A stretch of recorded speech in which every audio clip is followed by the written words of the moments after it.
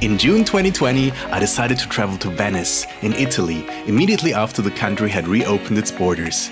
In this video, I want to show you what travel in Italy is like now and share my top 23 things to do in Venice during the new normal.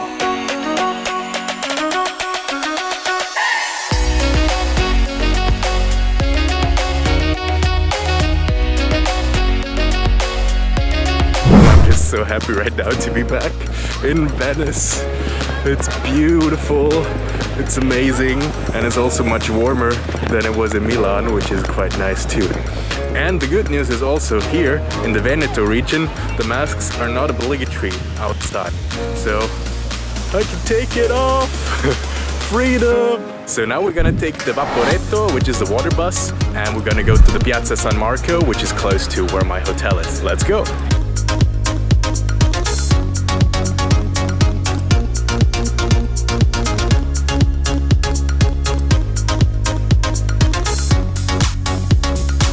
So first impressions, of course Venice is just as stunning as ever, but it's so quiet, like there's almost no boats as you can see behind me. The water is almost completely empty because there's no tourists. So barely any gondolas in the water at the moment.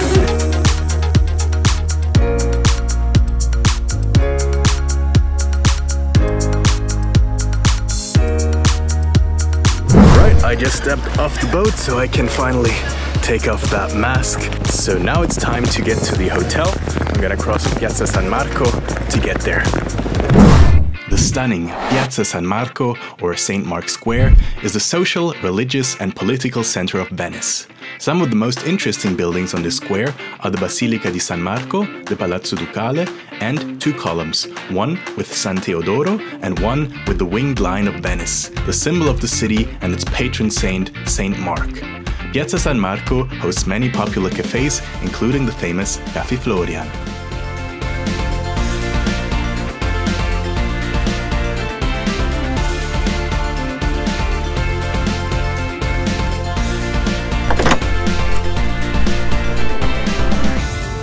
Welcome to my new home for the next 3 days. This is really a beautiful room, true Venetian style. Here we have the bed that looks really like a bed for a prince or something. This mirror, a little table there, and of course the best thing is the view.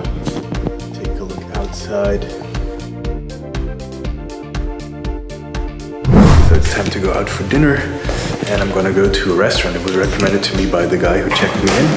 It's a local place, and I think it could be really good.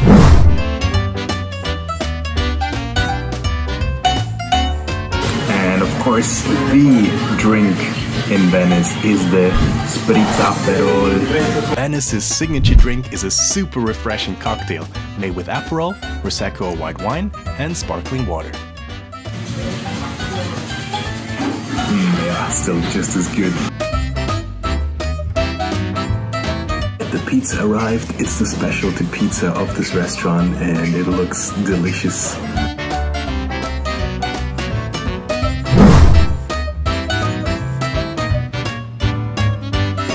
Good morning. So it seems unfortunately like we're a bit unlucky with the weather today, because if you look outside it's really pouring.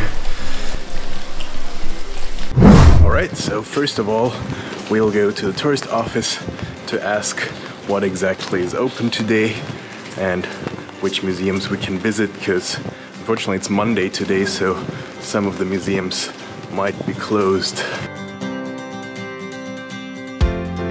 After a quick stop at the tourist office, I went to visit one of the most famous sites of Venice. The Basilica di San Marco, St. Mark's Basilica in English, is the most important church of Venice and one of the finest examples of Italo-Byzantine architecture in the world. The building dates back to the 11th century and was originally begun in honor of St. Mark, whose body was smuggled out of Egypt by Venetian merchants. The architecture of the basilica reflects Venice's cosmopolitan attitude and wealth and features more than 8,500 square meters of glittering mosaics. Next, I walked over to the second showstopper site on Piazza San Marco. The Palazzo Ducale, or Doge's Palace, is one of the most impressive buildings on Piazza San Marco. It was built in 1340 and was the official residence of the Doge of Venice, the leader of the once mighty Venetian Republic. The famous Ponte dei Sospiri, the Bridge of Sighs, connects the palace to a prison. The most famous prisoner to ever cross this bridge was Giacomo Casanova. But the notorious seducer didn't stay for very long and made an ingenious escape through the roof of the prison that he later described in his memoirs. After checking out the palace, I crossed Piazza San Marco to get to the Campanile.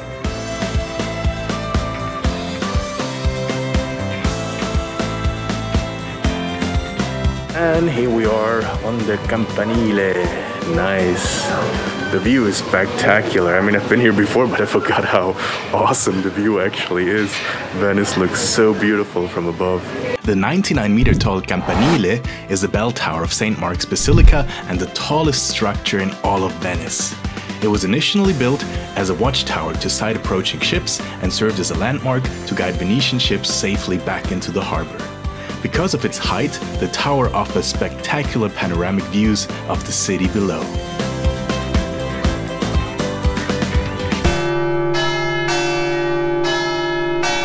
Actually, this bell tower is still being used and the noise was just incredible. Oh, I had to hold my hands over my ears, it was so loud.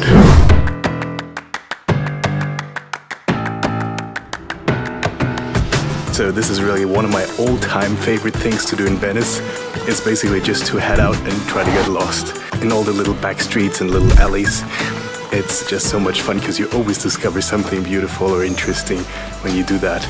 It's just incredible, I guess. Venice is just the most beautiful and biggest maze in the world.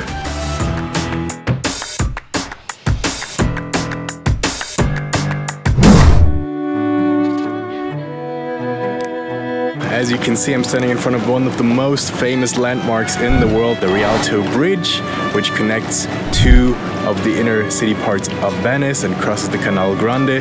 And of course, what's striking is how empty the water is behind me. There's only a boat every once in a while. The Ponte di Rialto, or Rialto Bridge, from 1592 was an amazing feat of engineering in its day and served as the only land link across the Grand Canal for centuries. The bridge offers spectacularly romantic views of gondolas gliding down Venice's central waterway. It is particularly beautiful around sunset time and at night. We're now on Rialto Bridge, and usually during the normal, there would be a huge line here with people trying to take their picture. But with the new normal, there's no line, and you can just look at it to your heart's delight.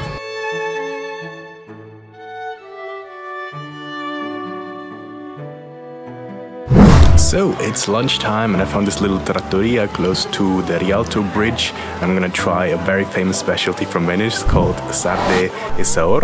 Sarde and saor is one of Venice's most traditional dishes. It's prepared by frying fresh sardines and then marinating them in white wine or vinegar with softly cooked onions, pine nuts and raisins. Really nice, it kind of tastes a bit like sweet and sour with the raisins in particular.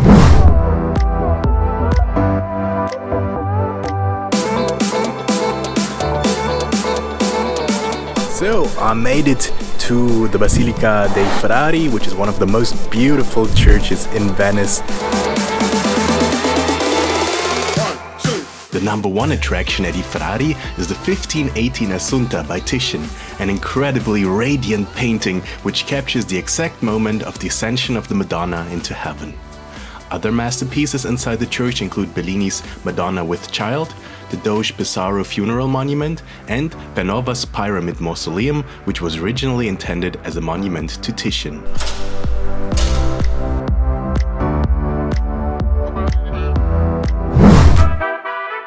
I walked around Venice some more, and then took the Vaporetto back towards the area around Rialto Bridge.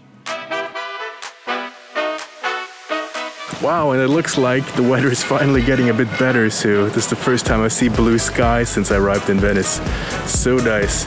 And of course, the gondolas are everywhere. Wow, this is such a beautiful time to visit the city. I can only recommend it. Come now, before all the tourists come back.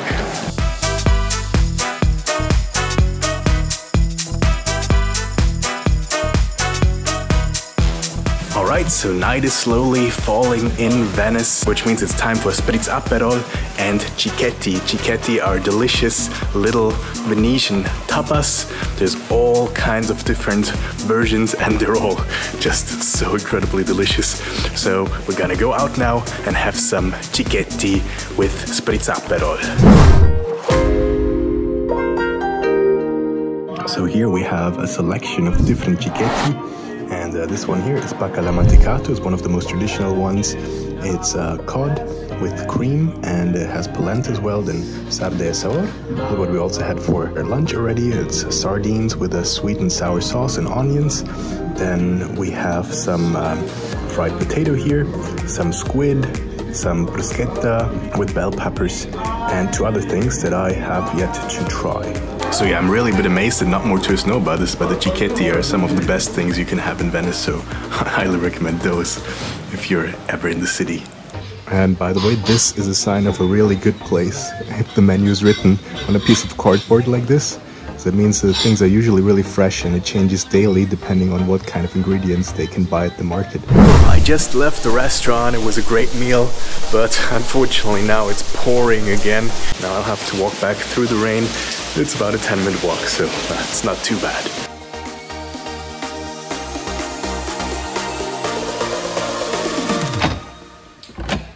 And we're back. Oh, that was quite a wet way home. Good morning, so it's time for breakfast, and yesterday I was at the pasticceria and got some really tasty Venetian pastries. Take a look, and they look so good.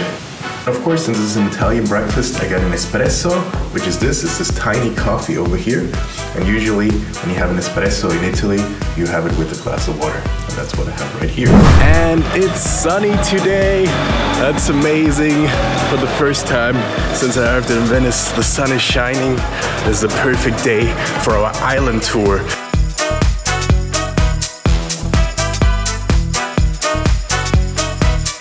And if you ever wondered how the post service works in Venice, this is how it works. Like a ton of Amazon packages on a boat. So yeah, the postmen don't actually swim here.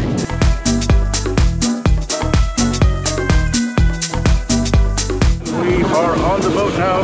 Now first stop we will be the Cimitero, the cemetery island of Venice.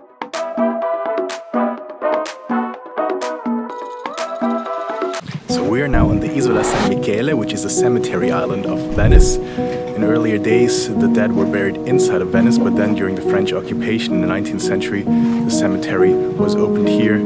The peaceful cemetery island of San Michele features a charming Renaissance church and is the final resting place of many illustrious locals and foreigners. Two of the most well-known people buried here are the American modernist poet Ezra Pound and the revolutionary Russian composer Igor Stravinsky.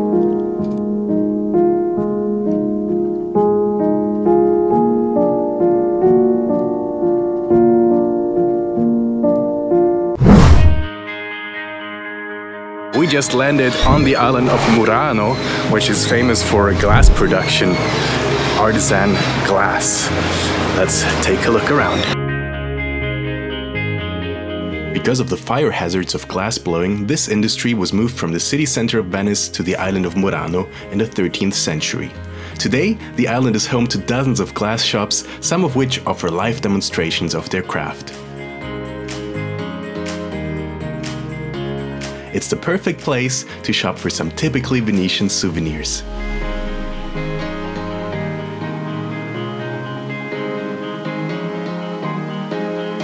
So I'm now in a tiny restaurant called Acqua Stanca, and the specialty here is seafood. So let's try it. So there's the food. It's asparagus, mushrooms, and pasta.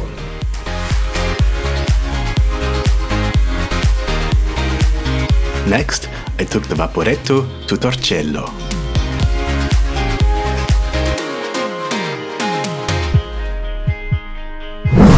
And now we're on the tiny island of Torcello, which is particularly famous for a very old church.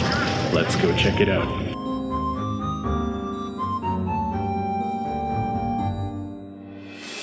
Torcello was once a Byzantine metropolis of 20,000 people, and it has the stunning mosaics to prove it inside its Cattedrale di Santa Maria Assunta that was founded in the 7th century. The two most famous mosaics inside the cathedral are the Golden Madonna in an eastern apse and the Last Judgment on the western wall.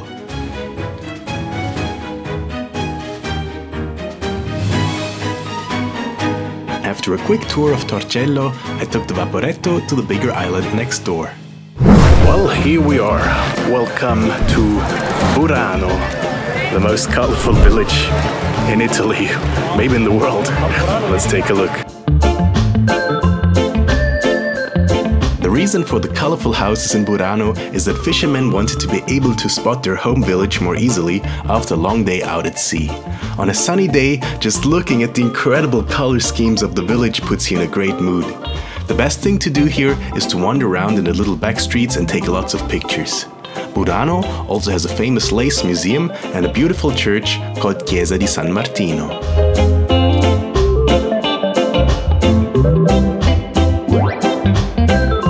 As the sun began to set, I took one of the last boats from Burano back to Venice.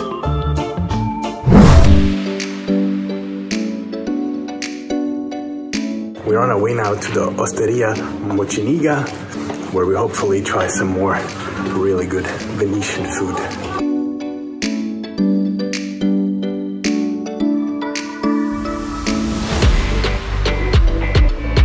As you all know, Venice is built on water, so obviously seafood is one of the best choices for food here that you can make, and I haven't really had that much seafood here yet, so I decided to change this tonight in this great osteria, and the first course just arrived and it looks stunning. The seafood here, as you can see, squid and shrimps, and it looks so good.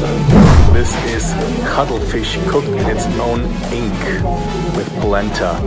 This is a Venetian dish I've heard a lot about, but I've been too scared to try it until now. Alright, let's take the first bite. Pretty good. Tastes like seafood, like squid. Probably not my favorite food, but I'm glad I tried it.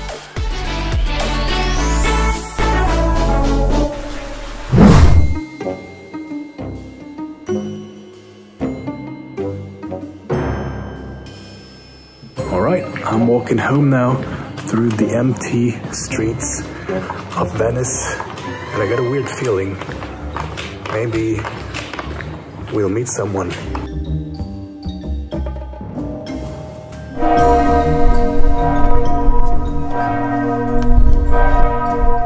So is this your first health crisis? Well, buonasera. In 1630 we had a similar issue here in Venice. 50,000 people died out of a population of 150,000. I hope you're doing much better today. At least your masks look a little bit more comfortable than mine.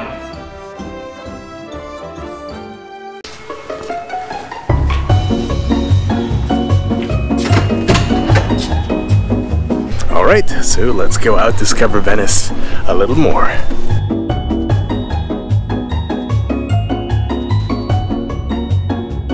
So we are now going up the Ponte dell'Accademia, and the Accademia is the biggest art museum in Venice, and the bridge in front of it is the only remaining wood bridge in Venice. The views from the bridge are spectacular. It's one of the best views you can get in the city and absolutely perfect for those Instagram pictures.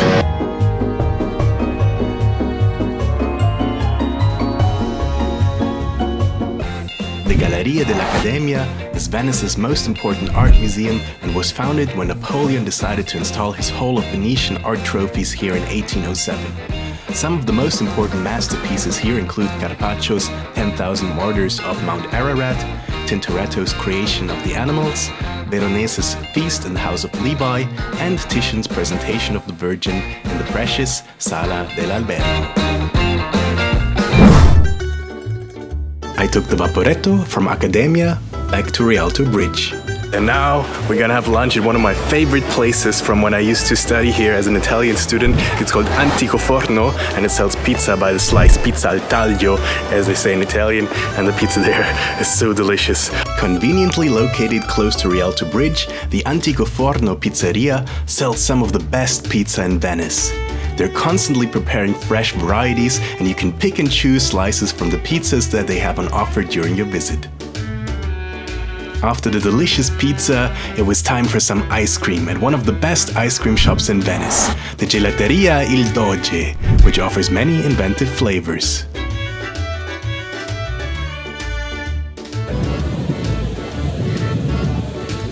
Oh, it's actually incredibly good. This is the crema del doge, what I'm having here. It's a specialty of the house. Wow.